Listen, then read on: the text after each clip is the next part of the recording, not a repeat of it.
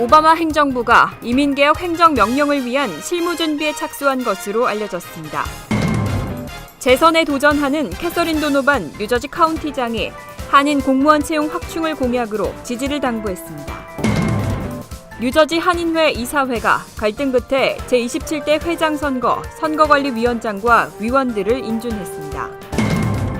뉴욕 주류국이 세미나를 열고 미성년자 술 판매에 특히 주의할 것을 당부했습니다. 뉴욕주 고등학교의 졸업시험에 취업 과목을 선택하도록 하는 변경안이 승인됐습니다. 이상은 이 시각 주요 뉴스입니다. 여러분 안녕하십니까? KBN 뉴스입니다. 오바마 대통령이 11월 본선거 직후 이민개혁 행정명령을 단행하겠다고 약속했었죠. 실제로 오바마 행정부가 이를 위한 실무 준비에 착수했다는 보도가 나왔습니다.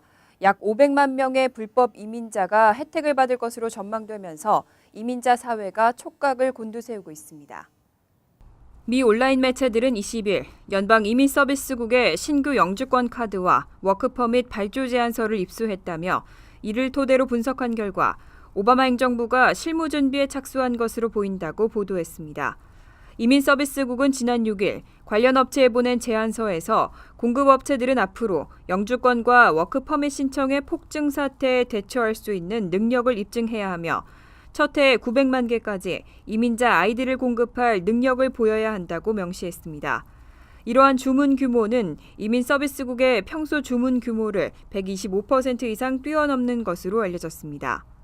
이민서비스국이 통상적으로 한 해 평균 400만 개의 워크퍼밋과 영주권 카드를 발급하고 있는 것을 감안할 때 행정명령으로 추방유예 수혜를 받은 약 500만 명에게 추가로 발급할 워크퍼밋을 준비하고 있는 것으로 해석되고 있습니다. 한편 이번 행정명령의 가장 확실한 추방유예 수혜 대상은 미국 시민권자 자녀를 둔 불법 체류 부모들로 380만에서 440만 명이 될 것으로 추산되고 있습니다.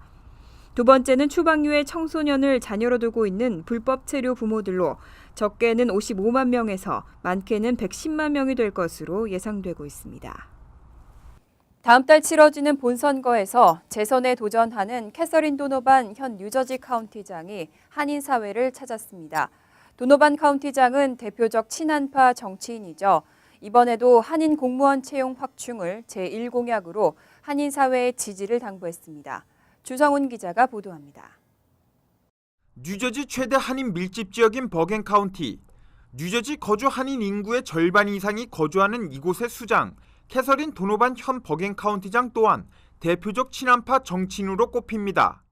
카운티장에 부임한 이후 지난 4년간 한인 공무원 채용과 한국어 번역 안내 책자 및 투표용지 제작 등 한인 사회 발전에 이바지했다는 평을 듣고 있습니다. 특히 지난해는 미국 내 최초로 정부 주도의 일본군 위안부 기린비를 청사 앞에 설립해 한인 사회로부터 높은 공감대를 사기도 했습니다. And I began to work with the ballots before you had to do it, which is now federal law. I began to make our ballots and our applications and our calendars in Korean so that the people who wanted to vote would have things written in Korean as well as English. 올해로 4년 임기가 끝나는 캐서린 도노반 카운티장이 다음 달 재선 도전을 앞두고 한인 사회를 찾았습니다.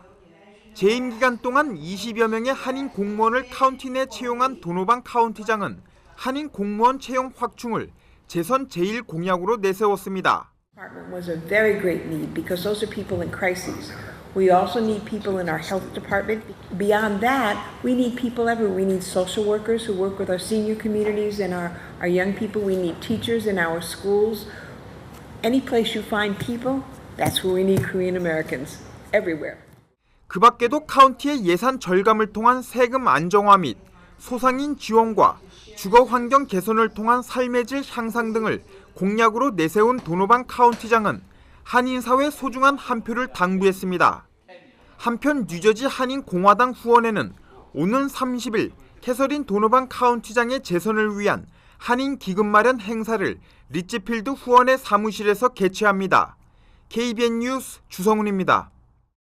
어제 뉴저지 한인회 이사회가 제27대 회장 선거관리위원장과 위원들을 인준하는 자리를 가졌습니다. 하지만 이 과정에서 선거위원장 인준을 반대하는 일부 이사들과의 마찰이 빚어지면서 한인회 내분이 또 드러났습니다. 금홍기 기자가 보도합니다. 뉴저지 한인회는 제27대 회장 선거를 위한 선거관리위원회를 구성하고 본격적인 선거체제에 돌입했습니다. 한인회는 임원 이사 합동회의를 열고 유광훈 회장이 위원장으로 위촉한 김계봉 감사에 대한 찬반 투표를 실시해 찬성 14표, 반대 8표로 가결했습니다. 김계봉 위원장을 중심으로 재정 담당 곽강덕 부회장, 이윤희 이사, 법률 담당 박재홍 부회장, 여성 담당 헬렌체 부회장, 은갑선 이사, 최재하 이사 등 총 7명으로 구성된 제27대 한인회장 선거관리위원회를 공식 출범시켰습니다. 하지만 임원 이사회 합동회의는 일부 이사들의 반대 의견으로 김계봉 감사가 위원장 후보 탈퇴를 선언하는 등 파행 속에 진행됐습니다. 결국 김 감사가 자리를 떠난 가운데 찬반 투표가 진행됐고 유광훈 회장이 전화로 인준 결과를 알리는 등 한인회 내부 갈등이 심화되고 있음을 보여주고 있습니다. 뉴저지 한인회장 후보는 선거권자 50인 이상의 추천서와 후보 등록금 3만 달러 이상 제출 등의 조건을 갖춰야 자격이 주어집니다. KBN 뉴스 금홍기입니다. 뉴욕 주류국이 어제 퀸즈 플러싱에서 리커 라이선스 취득과 규제와 관련한 세미나를 열었습니다. 주류국은 세미나에서 특히 미성년자 술 판매에 주의할 것을 당부했습니다. 케빈 킴 주류국 커미셔너는 20일 퀸즈 공립도서관 플러싱 분원에서 열린 세미나에서 주류 판매 상인들에 대해 미성년 술 판매에 주의할 것을 강조했습니다. 주류국에 따르면 21세 미만의 술을 판매하거나 해당 업소가 허가되지 않는 술 종류를 판매하는 행위, 또 해당 업소의 허가된 영업시간을 어기거나 이미 술에 취해 있거나 약물을 복용한 사람에게 술을 판매하는 행위는 금지돼 있습니다. 적발된 후 유죄가 인정될 경우에는 최대 $10,000의 벌금이 부과되고 반복 적발 시에는 리커 라이선스가 정지되거나 취소될 수 있습니다. 뉴욕주는 지난 5월 미성년자 술 판매에 대한 집중 단속을 실시해 한인 업소 2곳을 비롯해 32개 리커 스토어를 적발했으며 최근에는 지난 17일 나소 카운티에서 와인 가게를 운영하는 한인 업주를 미성년 술 판매 혐의로 체포했습니다. 김 커미셔너는 종업원들이 규정을 위반하더라도 모든 책임은 업소 주인에게 있다며 종업원들이 주류 판매 규정을 숙지하도록 하는 게 중요하다고 조언했습니다. 또 주류국이 제공하는 종업원 교육 프로그램을 이수하는 것도 좋다고 덧붙였습니다. 정신건강에 문제가 있다면 총기를 소유할 수 없도록 하는 게 시민사회의 안전을 위해서 당연한 일이겠죠. 정신과 치료 전력을 이유로 이렇게 총기 소유가 금지된 뉴욕 주민이 약 34,500명에 이르는 것으로 조사됐습니다. 뉴욕주 정신건강국에 따르면 정신과 진료 기록을 갖고 있는 약 14만 4천여 명의 주민 가운데 약 34,500명은 심각한 정신질환 진단을 받아 총기 소유가 원천 금지된 것으로 조사됐습니다. 이번 조치는 지난 2012년 커네티컷 샌디욱의 한 초등학교에서 아스퍼스 증후군을 앓고 있던 20대 범인이 벌인 총기 난사 사건 등으로 시행됐습니다. 이 사건으로 20명의 초등학생과 6명의 직원이 사망하는 등 정신질환자들의 총기 소지 허가 문제에 대해 반대 여론이 거세지자 뉴욕주가 이와 같은 총기 안전법을 제정하고 시행하고 있습니다. 하지만 일부 총기 소유 옹호론자들은 법원이 아닌 정신과 전문의가 총기를 소유할 수 있는 기본적인 권리를 판단할 수 없다며 법안의 부당함을 주장하고 있어 논란이 되고 있습니다. 한편 연방법에서는 정신병원에 강제 입원한 경력이 있거나 정신결함으로 판결받은 경우에 총기 구입과 소유를 금지하고 있습니다. 뉴욕주 고등학교 졸업시험의 과목 구성이 좀 달라졌습니다. 기존 사회 과목이 하나 줄고 이것을 직업이나 기술 등 취업 과목 중 하나로 선택할 수 있게 됐습니다. 주 리전트 위원회는 어제 열린 전체 회의에서 고교 졸업시험 규정 변경안을 승인했습니다. 현행 제도에서는 고교 졸업 자격을 취득하기 위해 반드시 영어, 수학, 과학 과목과 사회 2과목 등 총 5과목의 졸업시험을 치러야 합니다. 하지만 변경안은 이 가운데 사회 과목을 하나로 줄이고 대신 직업과 기술, 교육과 예술, 외국어와 인문학 등의 과목 가운데 하나를 선택할 수 있도록 변경했습니다. 이에 따라 대학에 진학하지 않고 취업을 원하는 학생은 자동차나 정비, 기술과 요리, 용접이나 회계 등 취업 관련 과목도 졸업시험 과목으로 선택할 수 있게 됐습니다. 취업 과목은 처음에는 13개가 개설된 후 차츰 확대될 예정입니다. 다만 리전트위원회는 취업 관련 과목의 난이도가 실제 취업에 필요한 라이선스를 취득할 수 있는 수준으로 매우 어려울 것이라고 전망하고 있습니다.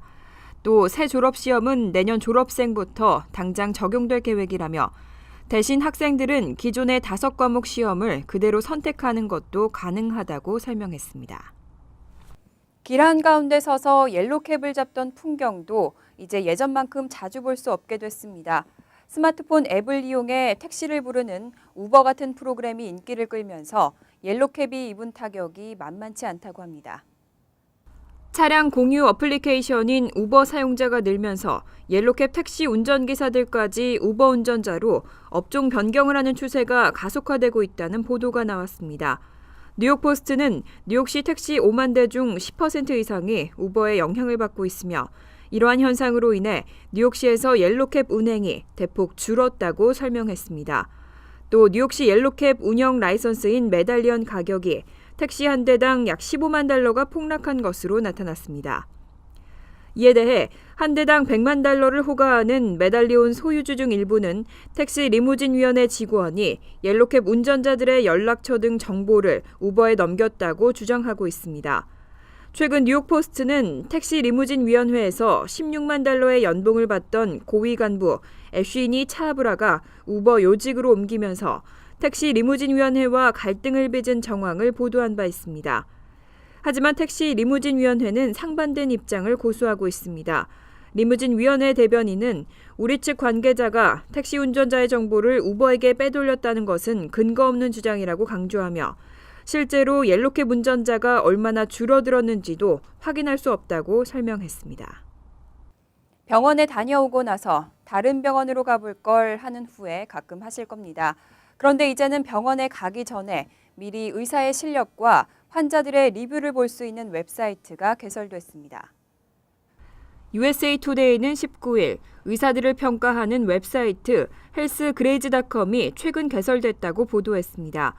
헬스그레이즈.com은 연방과 사설기관에 등록된 5억여 건 이상의 환자 불만 신고와 환자들이 쓴 리뷰를 토대로 의사들을 평가하는 웹사이트입니다. 이 웹사이트에는 의사들의 경력은 물론 특정 병원 환자들의 합병증 발생률, 환자 만족도 등이 평가 기준으로 적용돼 있습니다. 사용자들은 웹사이트에 접속해 자신의 진료 과목을 치고 거주 지역이나 원하는 지역의 의사들에 대한 평가를 순위별로 볼 수 있습니다.